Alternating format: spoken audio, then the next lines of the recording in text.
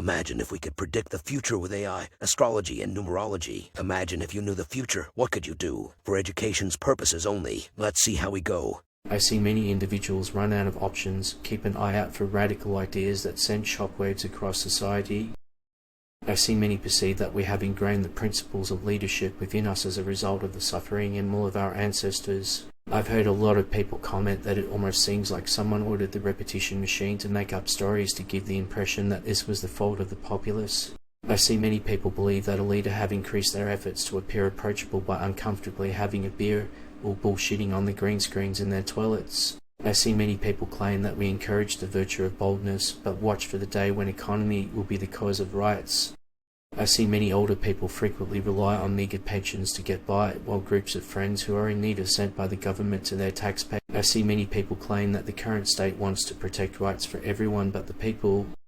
I see some claim that the philosophy, which involved directly robbing people of their property through class and under the guise of equality, was the tool used. I see many in war and revolutions the master obtained the unattainable control. I see many people objecting to the start of the glorious period we have been waiting for, which gives me a chilling glimpse of what is to come. I see many people say that a lot of people think that everyone should start learning repeated repetition machine language in order to be in fashion. I see many people have lost through their brand. We have our leaders and the cults we follow our brands and material wants. I've seen some claim that manipulating the people with repetition machine was conceivable through manipulation and the use of false information. I see many people believe that the labours of education are producing young people who are in debt and out of work. I see many people remark that because the repetition machine is restricted to instructions, they truly don't even know how to handle situations like these. I see many people claim that it isn't just to make fun of our friends who are in need while they guide you down the proverbial golden brick road where free money is abundant. I see many in the middle class were unable to take up against this cause because they did not comprehend the outcome.